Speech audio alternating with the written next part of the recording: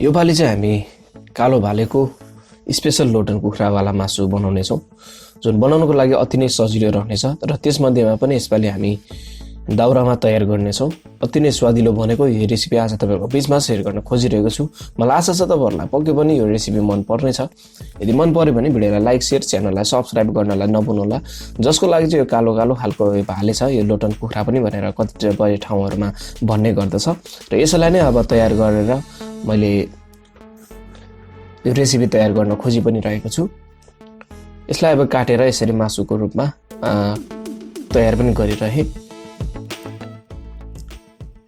सबै मासुलाई यसरी काटेर तयार गर्ने। काटिसकेपछि मैले एउटा बाटामा यसलाई सबै मासुहरुलाई यसरी राखिदिए पनि छु। कुखुराको सम्पूर्ण भागहरु यसमा एकै ठाउँमा राखिसकेपछि यसरी दाउरा बाल्नलाई तयार पनि भयो। र कराई बसालेपछि त्यसमा तोरीको तेललाई यसरी राखिदिने।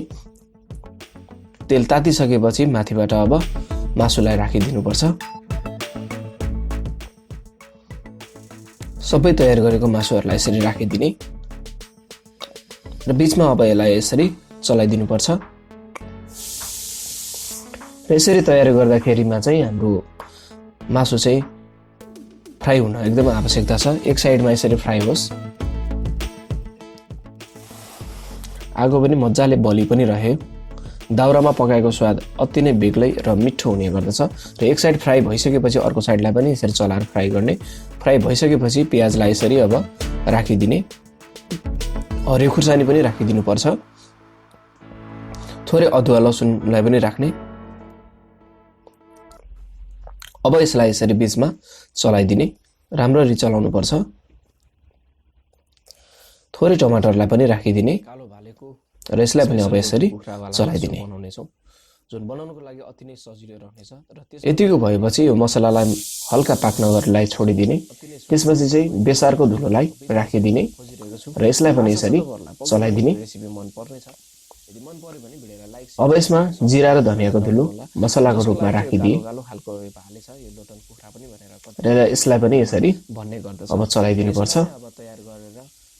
आजको भिडियो मन पर्यो भने लाइक गर्नलाई नभुल्नुहोला र धुलो खुर्सानीलाई पनि थोरै राखिदिने। पिरो थपघट गर्न सकिने कुरा हो। स्वाद अनुसारको नुन पनि राख्ने र यसलाई पनि अब यसरी चलाइदिने।